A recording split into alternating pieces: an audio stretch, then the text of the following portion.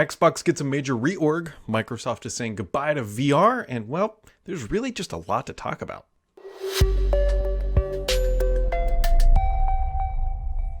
Happy Friday, friends. Happy Friday. Well, it's, I say a lot to talk about because for it being the week before Christmas, and happy holidays to everybody who celebrates, and happy New Year and happy Hanukkah and everything in between, there really is a lot going on, specifically when it comes to Xbox. For those who are new to the channel, typically on Fridays, I do a podcast where it's talking about everything Microsoft and Xbox and related, but this week, particularly, it's really heavy on Xbox because the Windows side was rather quiet and the Xbox side was much louder because there's reorgs, there's data out, there's a whole bunch of stuff to kind of keep in mind. So this is really going to be Xbox focused for the most part, although there is a little bit of Windows news because Microsoft did fix that really annoying bug. At least they claim they fixed it, the one where File Explorer jumps to the top layer on Windows.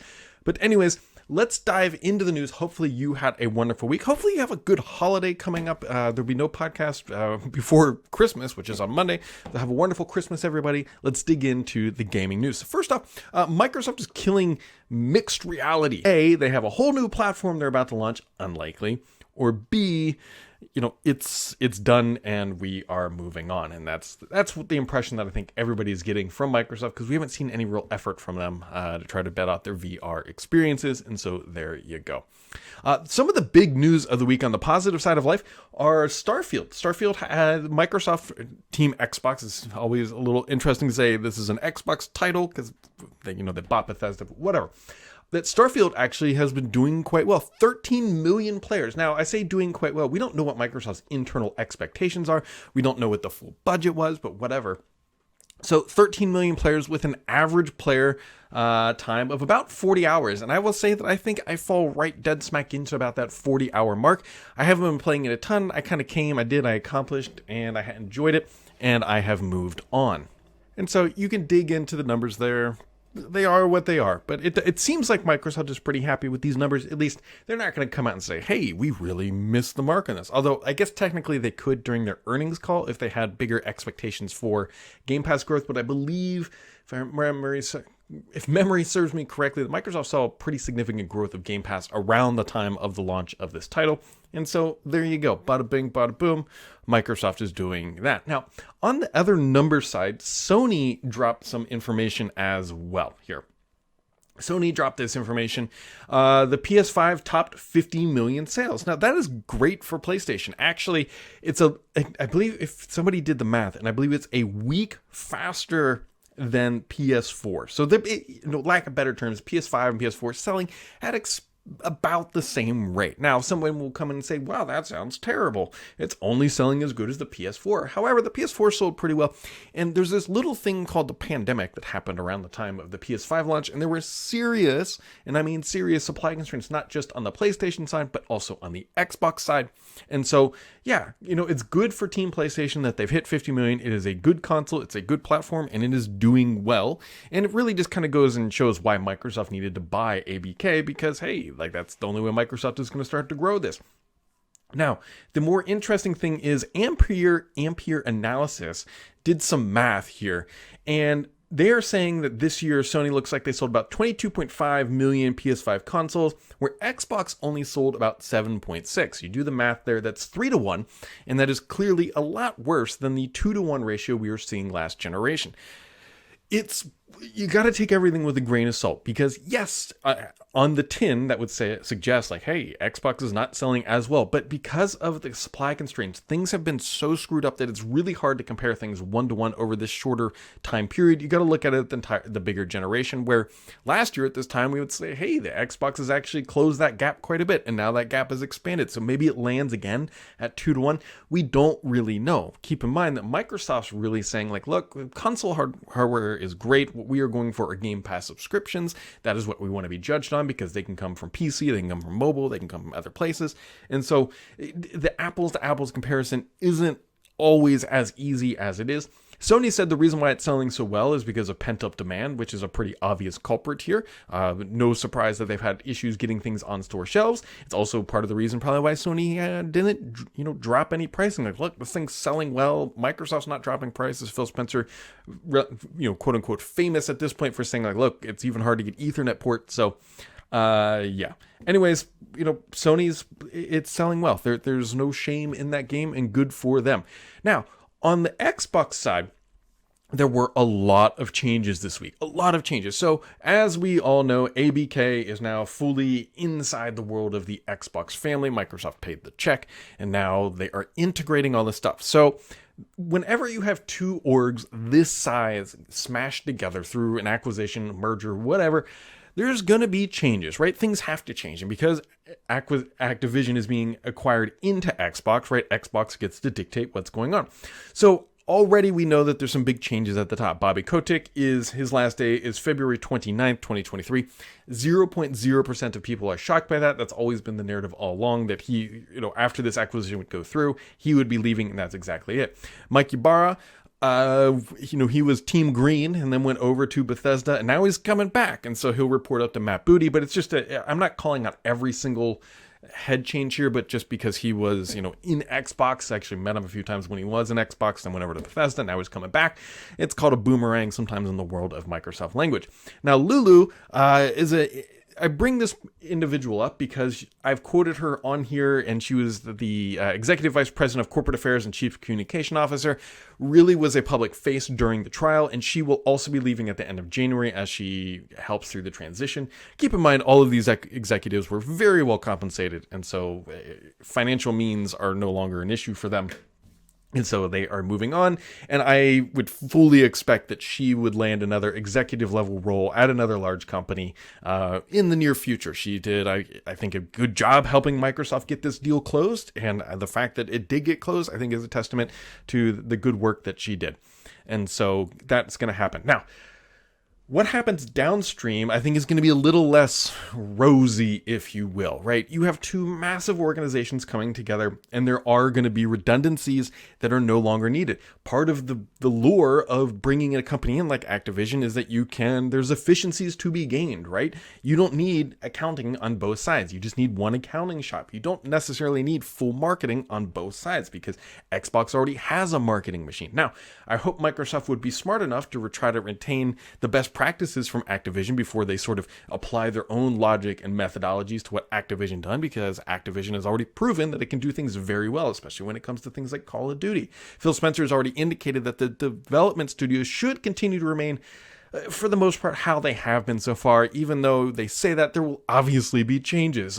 Simple things like expense reporting will change, right? Policies will change. But the structures internally are not changing massively, at least from that regard. However, the fire inside of Xbox has now been lit, right? Phil Spencer and company have gone on their shopping spree. They've bought Bethesda, they've bought up other studios, and then they dropped nearly $70 billion on ABK. It is now time for this org to get its butt together and really start growing. It has to be. There's no other thing that they can do where they can go out and acquire something this large and say, well, we need more titles. Microsoft has every single IP that it could ever need, in my opinion right now, to be a robust and growing organization, which means management, make no doubt about it, the board of directors, Satya, Amy Hood, the people who are, who green-lighted this transaction are going to start burning the fire of Xbox, because they have got to be hitting on all cylinders. Hopefully Starfield was the start of something great. Obviously, game development still continues to be very, very difficult and time consuming, and it takes years. These titles don't get generated overnight. We already know that there's a relatively long Call of Duty pipeline. I can't see Microsoft giving up those $1 billion that happen every single year. But the fire to grow Xbox will never burn brighter than it will in 2024 and beyond, because it has to. You cannot spend this kind of money and then just limp your way along. I'm expecting meaningful and aggressive growth from Microsoft going forward. And realistically, if they can't achieve that, then there's bigger issues at play, because things like Call of Duty, Halo, all these titles that are now in Microsoft's portfolio should position them to be a top tier producer of IP in the gaming industry pretty much every single quarter. And if they can't get to that sort of level with that many studios under the belt, then there's other things that are going to need to change. And I don't foresee things going poorly. I mean, Microsoft has set themselves up great. Microsoft has put themselves in a position to grow and to win.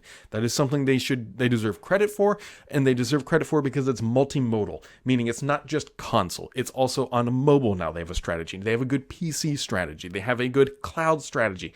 All the pieces are in play.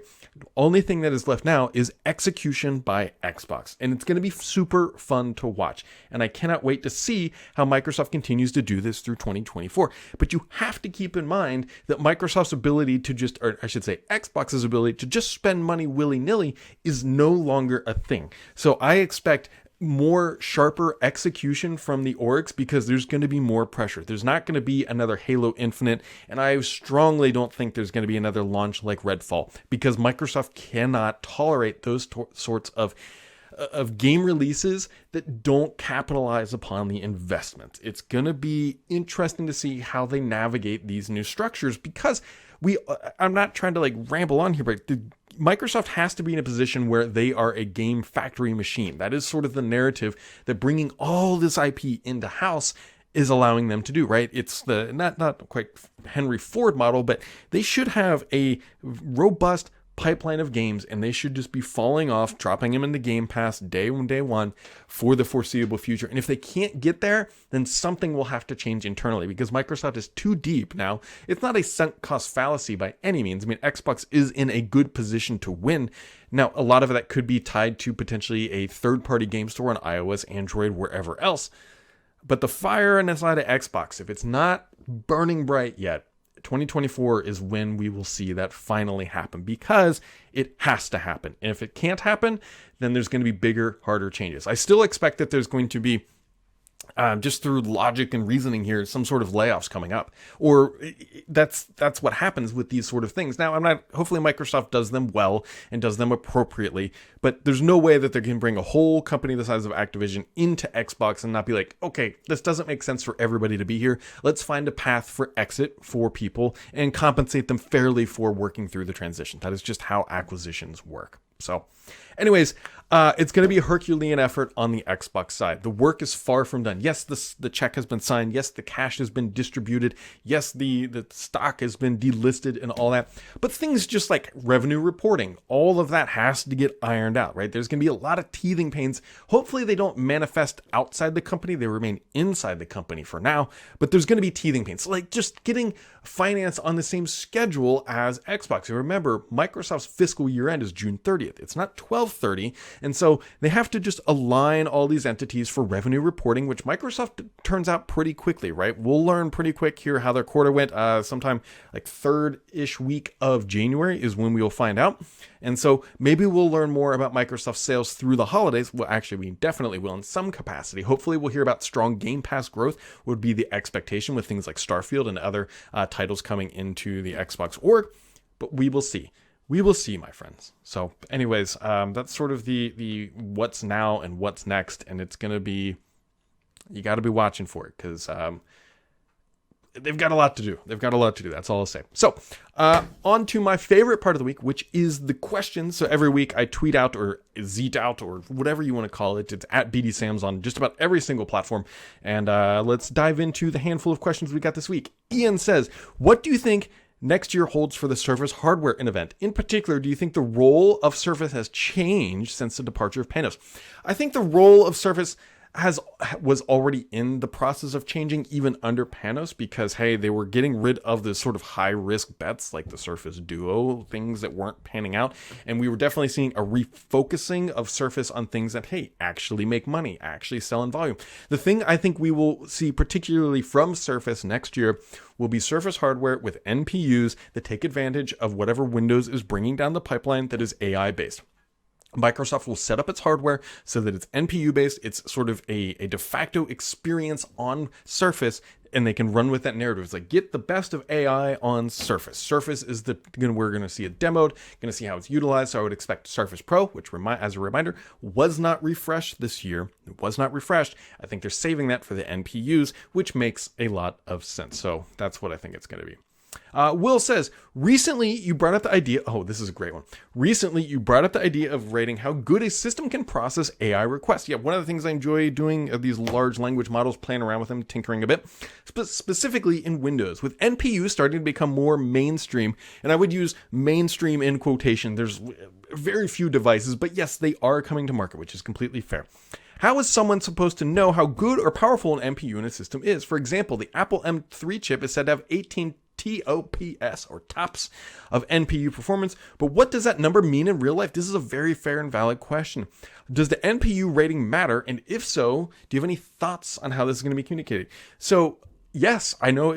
I know what Microsoft is thinking here. So a couple days ago, days, maybe week at best, I tweeted out. Remember the scores that used to come with Windows Vista? It was a Windows Performance Index. I can't remember the name. I'll throw it up here on the screen.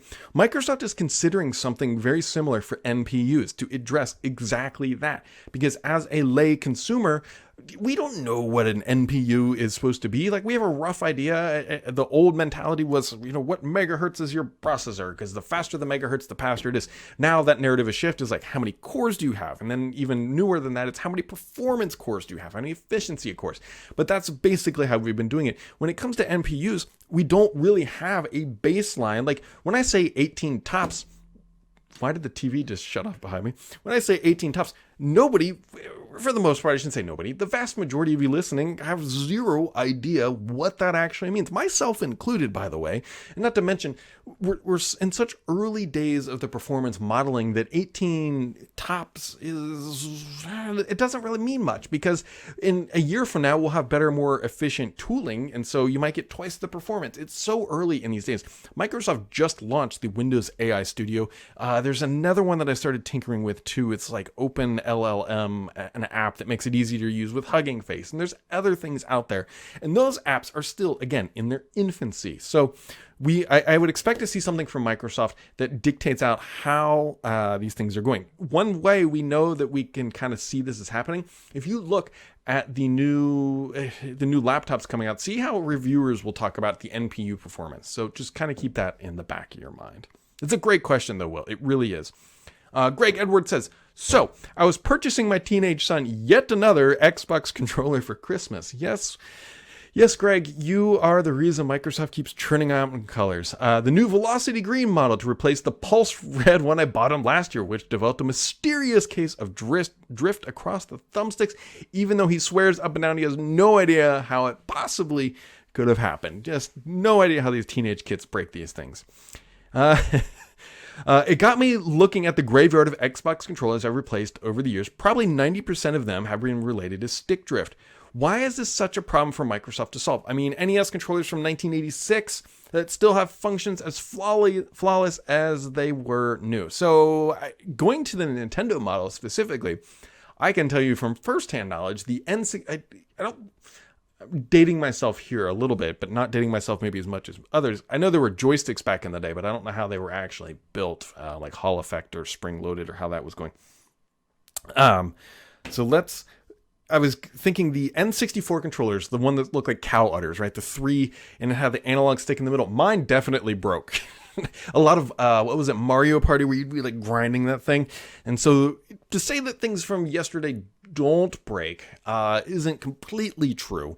But yes, one of the things to look for, and Microsoft is looking at this on their new Elite controllers, are the Hall effect sticks. You're not going to find them on your run-of-the-mill these Xbox controllers. These are not the good ones. Part of me, and this is a little bit deranged, maybe not deranged, is, yeah, your controller lasted a year. Yeah, you're buying another one. That's a great business model for Microsoft. It's not necessarily the best for reliability reasons, but it's working. That being said, I do have an Elite Series 2 that I've had for multiple years, and I have very minimal stick drift. So part of it is potato of like, how are you treating it? Part of it's potato of it's, they're not the most robust things on the planet. So, and then Mr. PKI wrapping it up for the week. He says, hi, Brad. Since this is the best place on the internet to ask about rumors, it is Mr. PKI. Thanks for dropping in like you do on a weekly basis. I've heard that the Xbox Series X and S is not going to have a small interim refresh, but instead a major architectural update. Is that true? Can you shed any light on the details. So what this is referring to, I believe, is he's referring to next year. And if you scroll back the clock to like September when that big FTC leak occurred, Microsoft had, Ellwood in Brooklyn. These were supposed to be effectively minor refreshes, right? A diskless Series X, and then a just kind of an internal refresh for the Series S, which would probably make it, believe was going to make it more cooler, not more performant, but just better packaged and better designed internally so that it would be cheaper to produce.